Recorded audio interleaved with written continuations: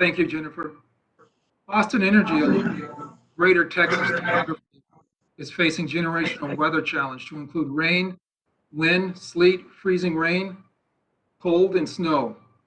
The weather pattern is predicted to linger well into next week with repeated iterations of day-to-day changing severeness of weather. As you well know, Austin Energy has experienced outages that started Thursday at about 10 a.m., and we have a forward forecast that calls for even worse weather to include several inches of snow in the coming days. I'm here in part to reassure you that Austin Energy is working around the clock to address this extraordinary and evolving situation. Let me reassure you that Austin Energy staff, to include operations personnel, line workers, vegetation management, substation electrician, customer service personnel, and many others are working tirelessly around the clock to, one, restore electric service as fast and safely as possible. We're also working to communicate the status and provide updates as fast as accurately as possible. We are working to evaluate existing and approaching storm conditions while dynamically mobilizing resources, our personnel, and our critical equipment. And also importantly, Austin Energy is bringing its assets to bear and providing storm resilience. And this can be seen in a variety of ways. First off, our power production facilities are generating power to meet the electric consumption needs of this community. Additionally, our transmission facilities are foundational to assuring reliable and a resilient backbone electric system. And then also, our distribution facilities, or our lower voltage system, is delivering local power directly to your home. And safety remains our top priority as well. We do have instances of downed power lines and electric lines, downed power poles as well. It's important that the public refrain from touching or encroaching upon these down hazards, and we are doing all we can to remove them as fast and promptly as possible. Let's take a look at situational awareness. And these are unique challenges that we have in relation to the storm event. We have freezing temperatures, icing conditions on vegetation, and infrastructure that continues to impede our restoration efforts. Additionally, there are instances when the wind picks up, breaking and bending heavily iced tree limbs, and in turn, these limbs are contacting power lines and causing sustained, repeated, and additional outage. As these incidents happen, you might observe that there are fluctuations in our outage numbers or on our outage map at austinenergy.com. Be assured that these circumstances are unique and very situational in nature. We often refer to these as re-outages or recurring outages. So as an outage is restored, it may reoccur. And this is making it very difficult for us to provide concise and exact estimates for service restoration. We continue to ask for your patience as we work through this process. Please be assured we are working around the clock, and we will continually work around the clock to restore your service and making repairs to the system as needed. Looking specifically at the Northwest geography of our service territory, it's been a very challenging area due to a variety of reasons.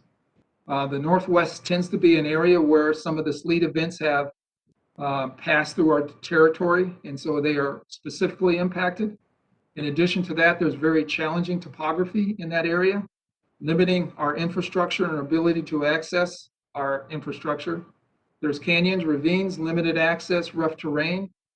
But again, I'm here to assure you that our crews are working hard in these difficult conditions. As we face those multiple hazards, we are doing everything we can to turn your lights on safely. Understanding that working with high voltage electricity is a hazardous occupation, and we'd ask that you keep those line workers and those people in harm's way in your thoughts as they go about their restoration efforts. I'd like to talk about some details. We are making progress. As of 4 p.m. today, we had 987 customers out of service. This outage event started Thursday evening, and at its peak, we had 49,600 customers out. Looking in terms of progressions, Friday morning we had 11,700 customers out. Again, at this time at 4 p.m. earlier today, we had less than 1,000 customers out. But while we are improving, I want to convey that we are urgently, actively, and working safely to try to restore those remaining customers that remain out. When we look at our resources, fortunately, Austin Energy has many resources to bring to bear to address these outages. We are continually evaluating our resources capability. We have added crew strength as measured since the day this event began Thursday. We've added line workers, and we are evaluating adding even more vegetation management personnel. And we are looking at adding a staff through potential mutual aid considerations. In summary, in regard to my remarks here, these continued and recurring outages are likely to continue as this bad weather persists. As we look ahead, we have cold temperatures ahead of us. We are asking that you also conserve energy to help us reduce peak demand. There will be more to come in that area as that cold front approach. Again, we ask for your continued patience, and I want to reassure you that we are diligently working around the clock to address your energy needs. And with that, Jennifer, with those prepared remarks, I'm willing to take questions. Excellent. So I will get started with some of the questions that were submitted. So hold tight. Let me get that pulled up. All right. I'm going to start with a question from KU. It is, what is Austin Energy doing to prepare for more potential outages as we anticipate more winter weather in the coming days? That's a very good question. One of the things that we have to have at Austin Energy, and we do, is situational awareness. We look ahead. So we've got the snow event coming. We've got potentially sleet happening across midnight tonight. We have crews in advance prepared to address those.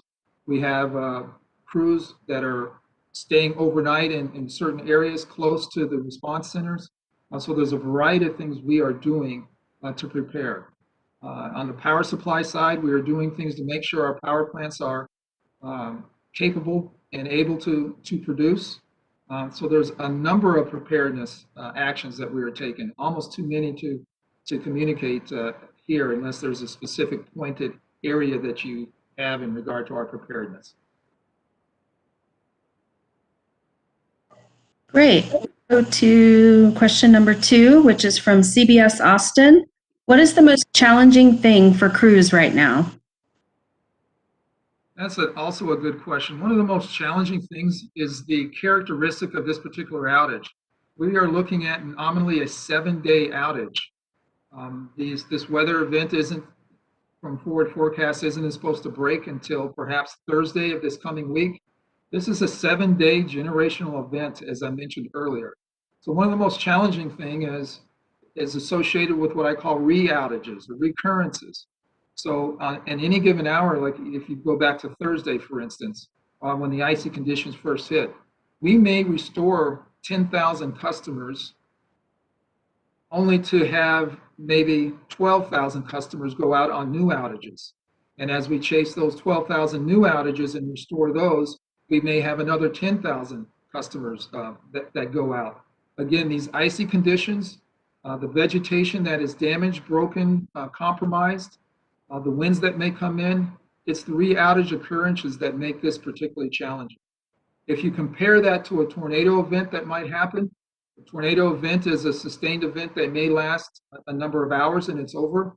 And now you have, generally speaking, blue skies to repair. This is a recurring event, and that's what requires extreme patience because this is, to a degree, a marathon as opposed to like our January 10th outage was a 24-hour sprint, if you will. And that was a January 10th snow event, I should say. This is a long, sustained, very dangerous situation, and that's one of the reasons I'm here today to communicate the duration and the severity of this incident, of this situation. All right. Go to the next question. It is from KXAN. Has Austin Energy, and you addressed this a little bit in your remarks, but has Austin Energy addressed the glitches to the outage maps, which show that the power has been restored to areas that are still without power? Is the current map accurate? The current map is the best available information that the public facing can see. We have made continuous improvement to the outage map. We have enhanced its accuracy. But at the end of the day, if there is any questions associated with your outage condition that you have ambiguity on, we'd ask that you call Austin Energy. All right, now for the next one. This one is from the Austin Chronicle. Though this weather is notably severe, would you say the city and Austin Energy are prepared as we can be for a freeze or ice storm? Could you repeat that question? Is Austin Energy prepared as be as possible for the freeze or ice storm? Yes. Though the weather is notably severe, would you say that the city and Austin Energy are prepared as we can be for a freeze or ice storm? That is a broad question. I would say absolutely we are prepared. Again, you're talking about a once in a 50-year event. Our poles, our infrastructure is designed to be resilient against many conditions, high wind conditions, the weight of sleet, the weight of snow. It does have certain design parameters, and I'm not going to get into that detail, but the preparedness associated with that is very helpful. Absent that, the conditions would be much worse across our system. All right, we've got another one from KView. What is the average amount of time customers are going without power? We have heard from people who say they've been without power for days. So do you have data on how many customers are affected by outages lasting longer than 24 hours? We have a very, very small subset minority of customers that are at that 24-hour time frame. I would say that to the extent those isolated conditions exist, there's extenuating circumstances. For example, if a pole goes down and you have a much higher restoration and a much more construction cycle associated with mounting new poles or drilling for new poles, putting up new lines and that type of thing. So those are unique situations where we may have a 24-hour sustained outage. And for those people that are sustaining those events, our sympathies and apologies go out to you. Please understand that we are doing everything we can to get you restored. We have the numbers in our control center of who has experienced these sustained outages. We know who you are. We are working to get you restored. You are not forgotten. All right. Next question is, let's see, from CBS Austin. How many people does Austin Energy currently have working? That's a good question. And we can provide that to you later if you don't have that off the top of your head. We can send that over to you guys. Yeah, Jennifer, why don't you follow up with the exact detail? I would say that at any given time, our base crews on day shift or nominally, these are the operation crews that are out in the field. The line workers, if you will, 30 crews, nominally 40 trucks, and that's the base levels, and we augment from there. So we have augmented upward from there. Then we have forestry people on top of that. Then we have condition assessment people on top of that. Then we have operations control center people on top of that. Then we've got customer service people that are available and communicating with staff. So there's various iterations, and as you peel the onion back, it is an extensive and broad and aggressive undertaking to respond in these situations. Okay. The next one is from KXAN. Is Austin Energy changing its response as the weather worsens? What area will be focused on the most? Again, a good question. Austin Energy is continually and dynamically assessing our responses. For instance, we're looking forward at the weather forecast. We're looking at where it might hit. Fortunately or unfortunately, a lot of the sleet that happened Thursday afternoon was across our northwest corridor. So where the system is hit the hardest, obviously we're going to deploy crews there. So we're continually evaluating what our crew levels are, where we need to call in incremental people, if we need to call them in advance in forward days. We're looking closely at the snow event that is coming up. We're already pre-mobilizing in anticipation of what we might need to support that.